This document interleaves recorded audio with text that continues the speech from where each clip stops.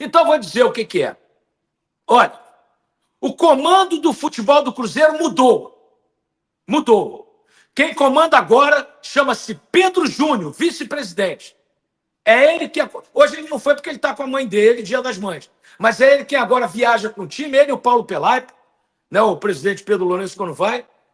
Infelizmente, eu não sei o motivo, o Alexandre Matos não viaja mais, não tem viajado mais, e o Pedro Júnior tomou para ele o comando do futebol. E desde que ele tomou o comando, que foi no jogo contra o São Paulo, o Cruzeiro só ganhou. O Cruzeiro só ganhou, o Cruzeiro está fazendo uma belíssima campanha no Campeonato Brasileiro. Essa é a informação que eu tenho. Né, que o Alexandre Matos não viaja mais comandando o time. Quem comanda é o Pedro Júnior. Hoje só tem o Pelaipe lá, Paulo Pelaipe, porque é Dia das Mães. Né, o Pedrinho com certeza está com a esposa dele, a Val. Val, parabéns pelo Dia das Mães, beijo no seu coração. Pedro Júnior também está com a mãe dele. Pedro Júnior, um beijo aí para sua mãe, né, um beijo no coração, feliz Dia das Mães. Então, o comando do futebol do Cruzeiro mudou. Para quem não sabe, quem comanda hoje o futebol chama-se Pedro Júnior, vice-presidente. Tá? Isso está estabelecido, está determinado, e quem viaja comandando o time chama-se Pedro Júnior. Ele, o vice-presidente, quem comanda tudo agora no futebol, e curiosamente, de lá para cá, desde o jogo de São Paulo, o Cruzeiro só tem ganhado. Tá? Então, vejam a importância, né, do Pedro Júnior, que eu já disse, vai se transformar nos maiores dirigentes do país, sério, conciso, de pouco rir, cara muito concentrado, muito na dele, e com o comando do futebol agora, junto com o Paulo Pelaipe, com o Pedro Lourenço, né, o Cruzeiro, de lá para cá, só ganhou jogos importantes, está na vice-liderança praticamente, né, tem 16 pontos, Flamengo e Bragantino 17, Cruzeiro em terceiro lugar com 16, mas um pontinho do líder. Uma campanha fantástica, maravilhosa, contra tudo e contra todos. Tá? Então, hoje, agora, o comando do futebol, repito, é do vice-presidente Pedro Júnior. Tá? Que fique bem claro e esclarecido. O comando do futebol do Cruzeiro hoje é do Pedro Júnior, vice de futebol. Né? O Pedrinho, presidente, é claro, que manda em tudo, e o nosso Pedro Júnior, vice-presidente, é o homem do futebol, é o homem forte do futebol. É ele quem comanda todo o futebol desde o jogo contra o São Paulo. Está tudo sob o comando do Pedro Júnior. E, curiosamente, de lá para cá, o Cruzeiro só ganhou e tem feito atuações gigantescas e maravilhosas. Pedro Júnior, parabéns. Estamos juntos no que você precisar e vamos... Foi um banho de bola. Um banho de bola. Os primeiros 20 minutos, então, o Cruzeiro envolveu o Sport tranquilamente. Bola na trave. Tranquilamente. O Cruzeiro se deu luxo no primeiro tempo, depois de abrir 2-0 rapidamente, de até, entre aspas, dar uma impressão que o time relaxou um pouquinho. Aí o Sport quase teve uma chance com o Pablo, que quase fez o gol, o Cássio evitou. O Sport começou a rondar um pouco mais a área do Cruzeiro, mas dava a impressão do seguinte: quando o Cruzeiro quiser trocar passes, sair jogando do campo de defesa com bola no chão, vai encontrar espaço, que tinha espaço para jogar. E o Cruzeiro encontrou espaço, né? O Léo Jardim hoje teve uma ideia de colocar o Eduardo um pouco mais atrás, próximo ao Lucas Silva. Foi um segundo volante o Eduardo hoje. Matheus Pereira com muita liberdade para jogar, o Caio Jorge fez um jogo muito bom, Christian de um lado, o Wanderson do outro, e o Sport estava em uma situação que tinha tanto espaço para o Cruzeiro jogar. O Cruzeiro abriu 2-0 assim, dava a impressão do seguinte: olha, se o Cruzeiro seguir nesse ritmo, vai fazer um monte. Aí o Cruzeiro parou um pouquinho, o Sport deu uma animada, fez o terceiro gol, o Cruzeiro. Quando chegou ao campo de ataque, fez o terceiro gol. E toda vez que o Cruzeiro passava do meio campo, dava a impressão que faria mais gols. Muita liberdade para jogar teve o Cruzeiro, mas jogou muito bem o Cruzeiro. Abriu vantagem com muita autoridade, jogando um futebol de altíssimo nível, muito boa troca de passe. É um time que passa a impressão de muita confiança nesse momento do brasileiro. O que fez na Sul-Americana, que não fez na verdade, tá? Parece que é uma outra realidade. Lá é um Cruzeiro B que joga lá, e é um Cruzeiro A que joga o brasileiro. Hoje 4-0, e deu a impressão que se não tirasse o pé em alguns momentos, não diminuísse o ritmo em outros, poderia ter feito mais gols no Sport na ilha. Então, aí nessa semana o Cruzeiro é eliminado da Sul-Americana e assim que ele é eliminado, o Leonardo Jardim vem com o discurso de que eles não queriam mesmo. O que é mais ou menos verdade, né, Bruno? Não conseguiu e aí saiu com essa, né? Mas tudo bem, mas é um Cruzeiro, então vamos partir do seguinte. É um Cruzeiro que não disputa mais a Copa Sul-Americana. Tem mais 2 jogos em que deve colocar talvez um time de jovens, quem não tem jogado no Brasileiro joga na Sul-Americana. Ou seja, ele não vai desgastar jogadores na Copa Sul-Americana, certo? E aí logo na rodada seguinte ele goleia por 4-0. Hoje ele mostra que ele é um candidato ao título? Eu acho cedo ainda para falar título, mas certamente é um candidato a jogar a Libertadores, que é o plano do Leonardo Jardim. Ele falou, queremos voltar no ano que vem para jogar o torneio mais importante, a competição que tem os melhores. Ele estava falando da Libertadores. Ele falou assim, Sul-Americana, nosso plano não é que o Cruzeiro dispute a Sul-Americana. O Cruzeiro foi o vice-campeão na temporada passada da Sul-Americana. Fez uma campanha muito ruim, talvez um pouco, porque começou muito mal, e aí não teve muito tempo, margem para recuperação. Leonardo Jardim também não tem muito tempo. Pegou um adversário que está com técnico estreante, ajuda também a pegar um adversário que no momento é o mais fraco do campeonato. Fez uma partida péssima também. Muito fraco. Além da força do Cruzeiro, o primeiro jogo ainda, né, Bruno? Mas hoje. A primeira impressão de um treinador que chegou agora, deu um treino e meio como Antônio Oliveira, o time de hoje foi pior que o do Pepa. Pior. Pior que o do Pepa. Pior. Sem comparação.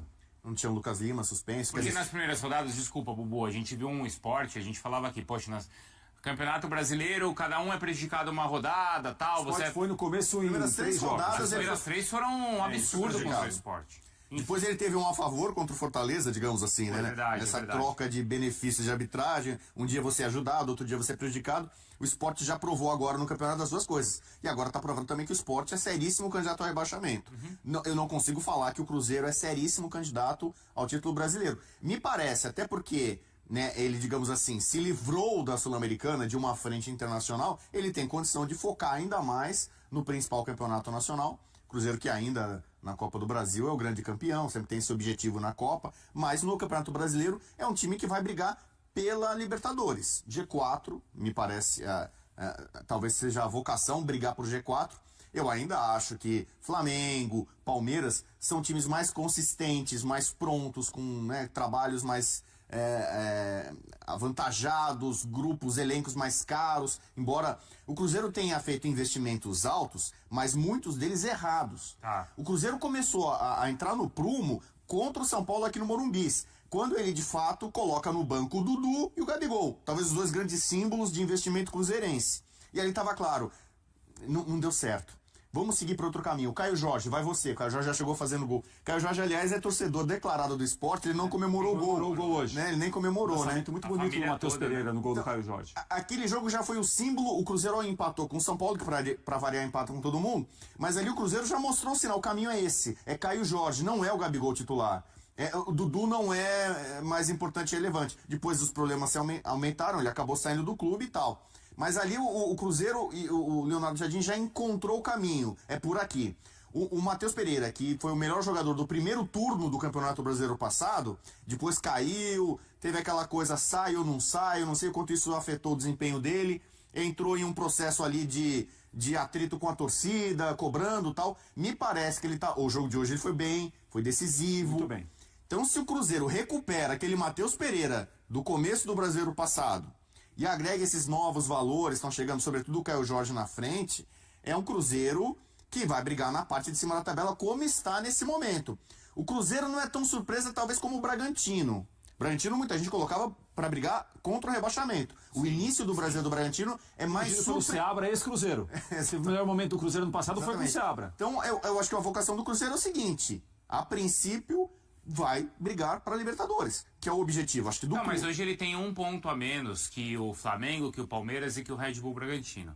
Hoje o Cruzeiro tem 16, esses outros times têm 17, o Fluminense está ainda 16 também. Isso não coloca ele na briga pelo título? Na briga sim, agora eu ainda coloco ele algumas casinhas abaixo, atrás desses outros dois. É para não cair, por exemplo, com o Cruzeiro, naquela empolgação que em determinado momento foi com o Internacional. Do tipo, esse é o time que vai fazer frente a Palmeiras e Flamengo? É um bom exemplo. O que o Cruzeiro tem feito ele tem se colocado como um candidato para brigar por G4, tô com o Bubu, para brigar por G6.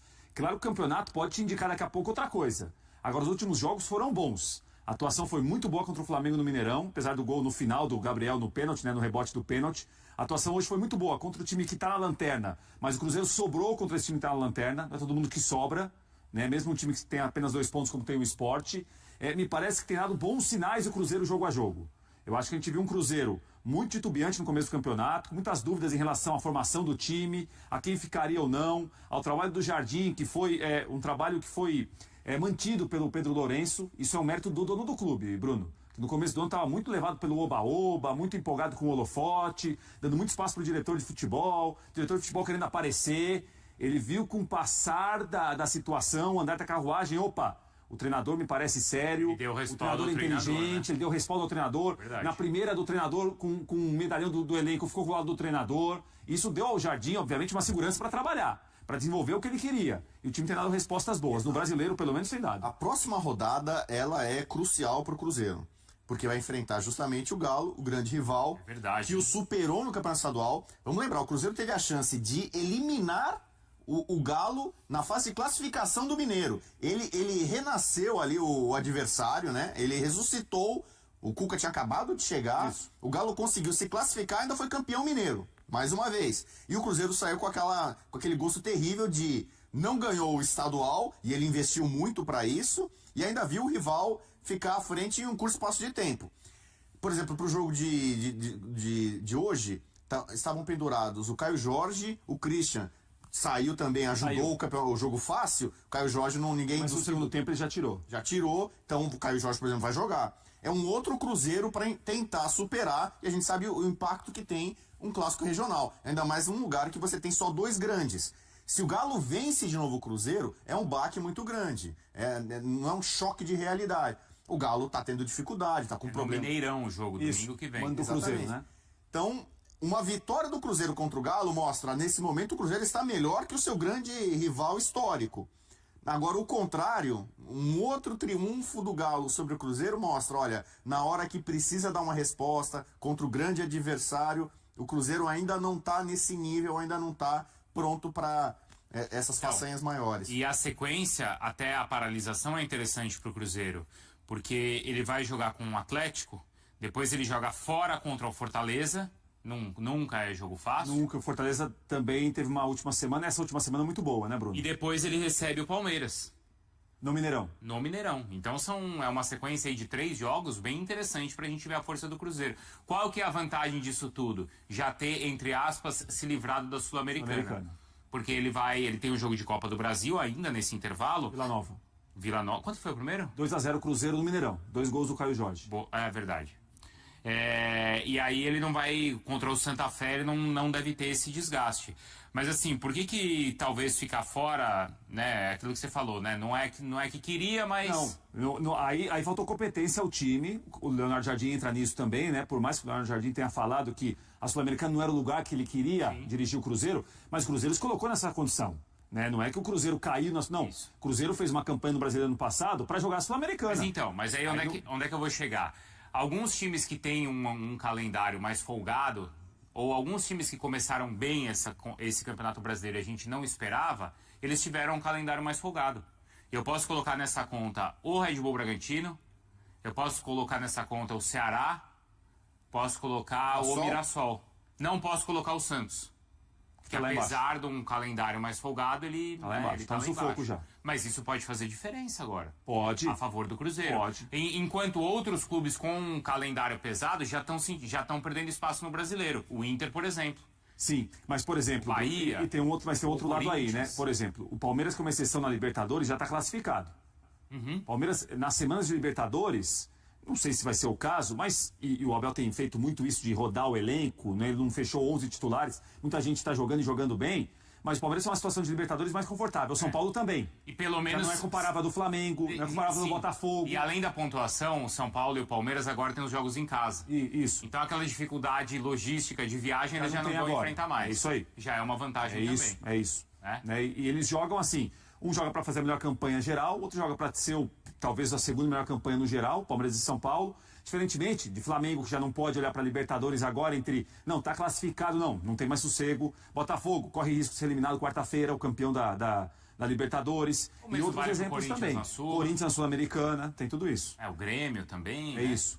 A gente vai ter essa parada pro Super Mundial, janela de transferências. A gente sabe como é que tá a economia no futebol brasileiro muito aquecida, certamente vão ter muitas mudanças, saídas importantes, algumas a gente já tem alguma ideia.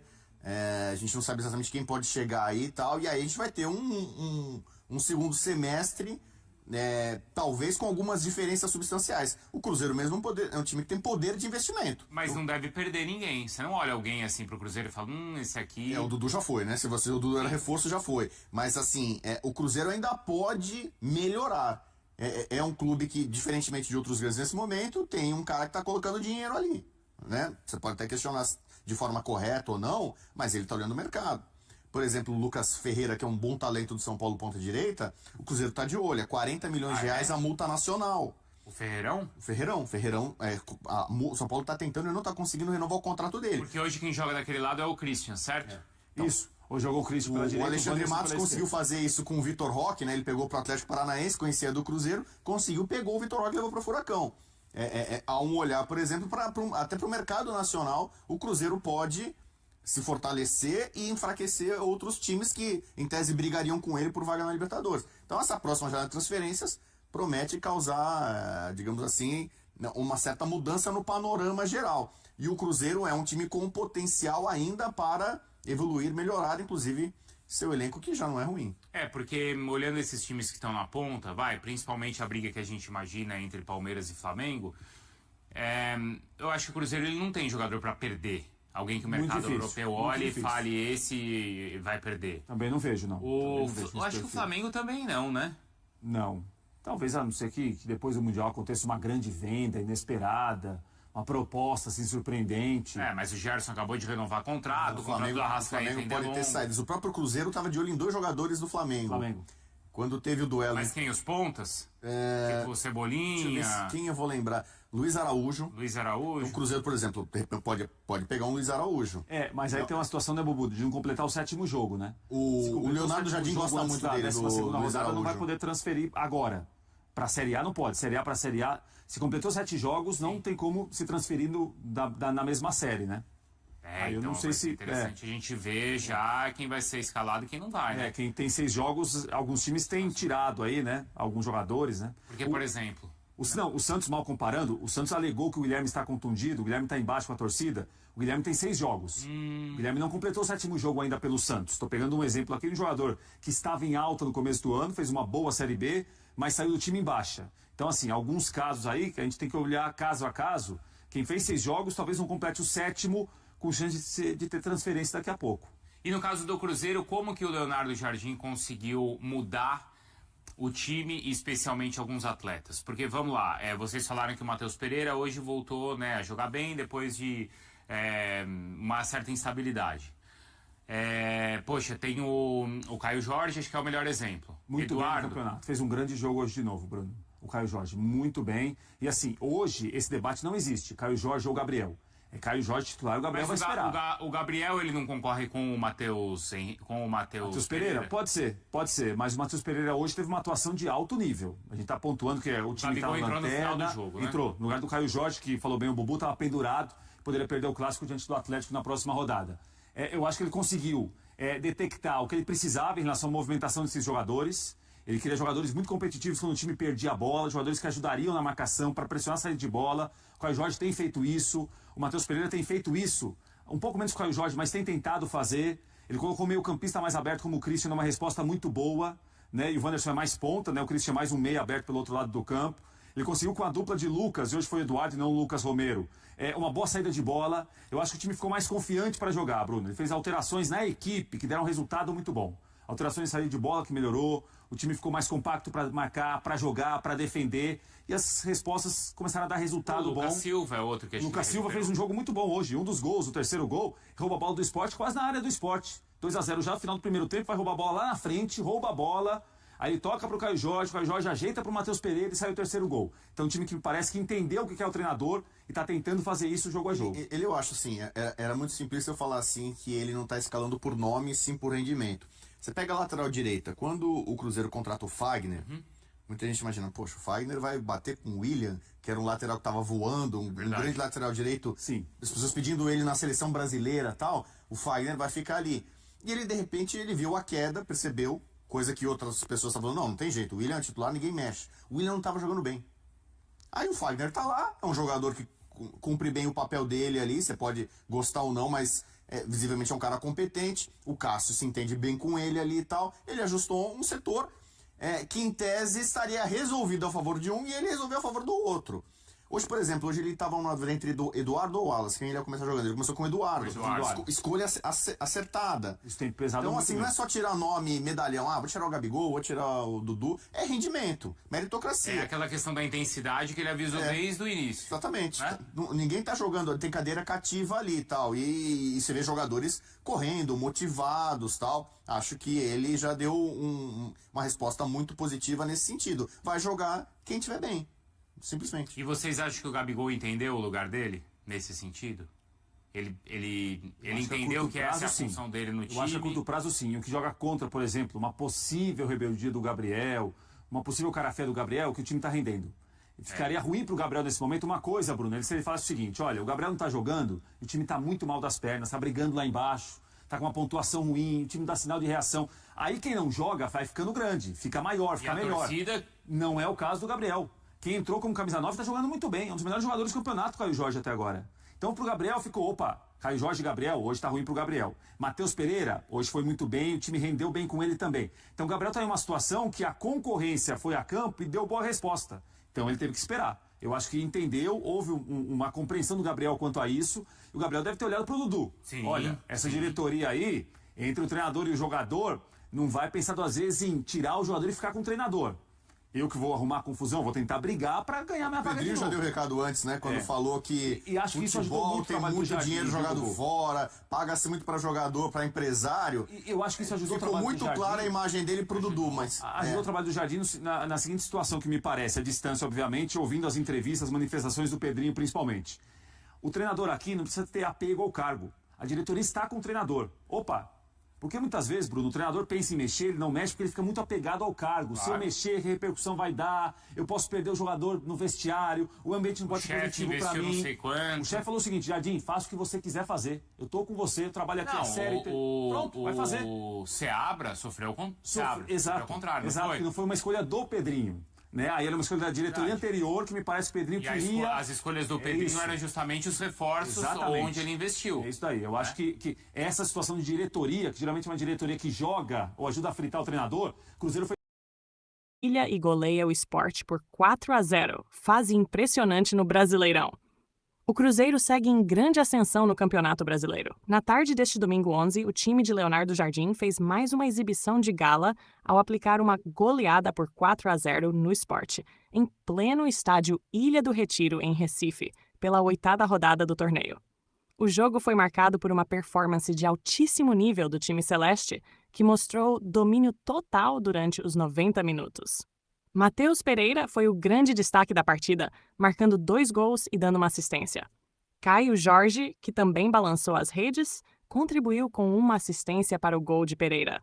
Christian completou a goleada e fez o 4º gol do Cruzeiro, mostrando a força do ataque azul. Com esse resultado, o Cruzeiro não apenas manteve sua sequência invicta, mas também atingiu os 16 pontos, alcançando a 3ª posição provisória do Campeonato Brasileiro, com 106% de aproveitamento.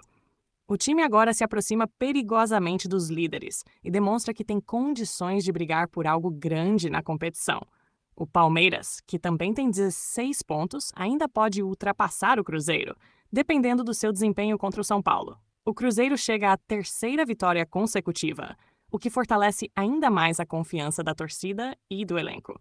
Com um futebol de muita intensidade, repertório e equilíbrio, a Raposa tem tudo para continuar sua escalada rumo ao topo da tabela. A próxima rodada já promete mais desafios, mas o Cruzeiro vai com tudo, pronto para seguir na luta pelo título.